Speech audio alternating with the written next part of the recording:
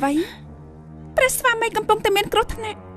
ខ្ញុំម្ចាស់នឹងបានស្រន់សុំឲ្យព្រះតាមជួយព្រះអង្គឲ្យផុតពីគ្រោះថ្នាក់កុំបានស្រន់យូរពេកម្ចាស់អូនអាចមានគ្រោះថ្នាក់ដល់ជីវិតបានមានរឿងអ្វីកើតឡើងសូមម្ចាស់បងថែរក្សាព្រះអង្គផងកុំមានតម្រាស់ដូចនេះម្ចាស់អូនម្ចាស់បងនឹងត្រឡប់មកវិញទេខ្ញុំម្ចាស់បងស្រន់សូមឲ្យព្រះតាមជួយព្រះស្វាមីឲ្យផុតពីគ្រោះថ្នាក់ឯនៅនេះខ្ញុំម្ចាស់គ្មានជំរឿអ្វីក្រៅពីនេះទេ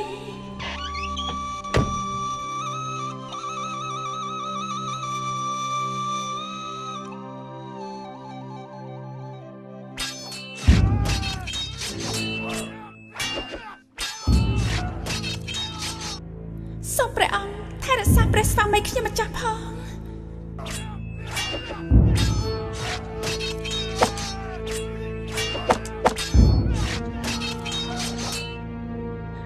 ទេសូមព្រះអង្គមេត្តាសូមព្រះអង្គថែរក្សាព្រះស្វាមីខ្ញុំម្ចាស់ផង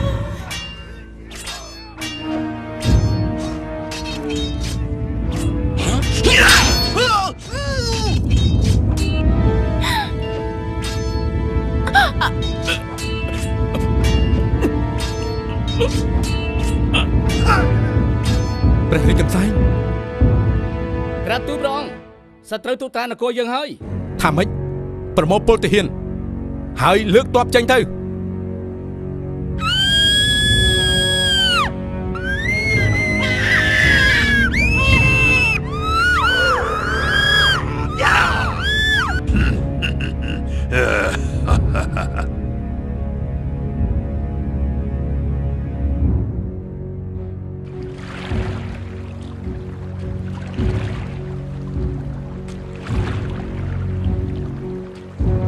ព្រះអង្គកុំនគរខ្មែរមកវិញហើយ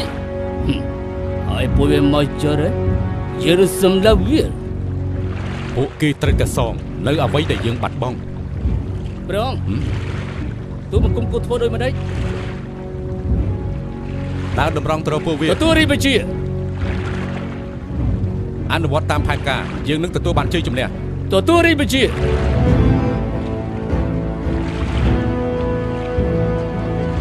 ្រៀមបីលើសំពើរបស់សត្រូវរើ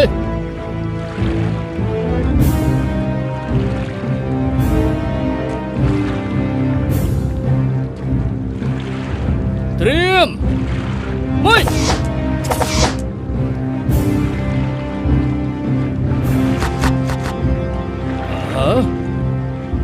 មនុស្សឈើហ៎ពួកវាទៅណាបាត់អស់ទៅហើយពួកយើងនៅទីនេះហើយឈួតមើលសម្រាប់វាភ្លាមច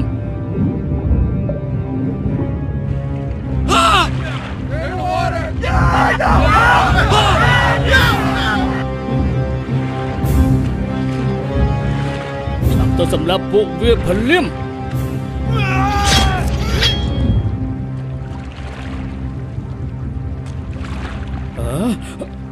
កុំ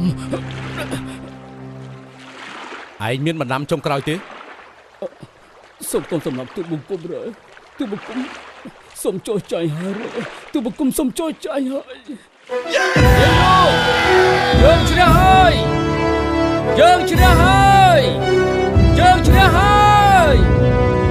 ជ័យយោព្រះមហាអាណាចក្រខ្មែរខ្មែរខ្មែរ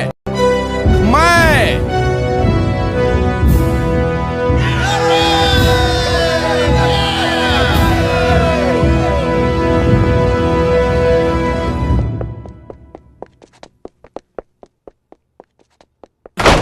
ព្រះមហាសីបងមកវិញហើយ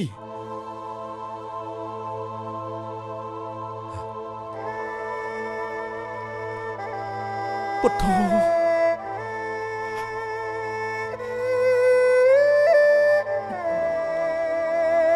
ព្រះមហាសីហេតុអីក៏អូនមិនចាំបងករុណាថ្លៃពិសេសព្រះមហេសីបានទុករាជសារនេះថ្វាយព្រះអង្គថាម៉េចព្រះរាជសារព្រះអង្គជាទីគោរពស្រឡាញ់ខ្ញុំម្ចាស់សោកស្ដាយណាស់ដែលមិនបានរស់នៅតាមដង្ហែព្រះអង្គតទៅទៀតខ្ញុំម្ចាស់បានបន់ស្រន់ឲ្យព្រះអង្គឈ្នះទីជាជំរើសតែមួយគត់ខ្ញុំម្ចាស់យល់ថាខ្មែរត្រូវការព្រះអង្គតទៅទៀតខ្ញុំម្ចាស់ប្រាថ្ ឲ្យបងរស់នៅលើគ្មានព្រះមហាក្សត្រយ៉ាងមិនកើតទៅព្រះមហាក្សត្រត្រឡប់មកវិញមកព្រះមហាក្សត្រ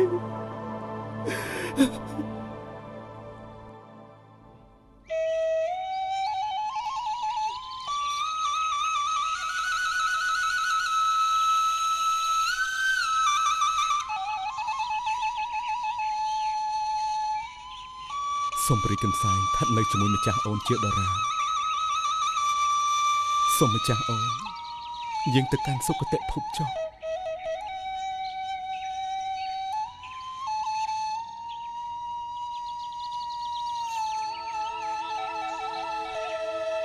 ព្រះកន្សែង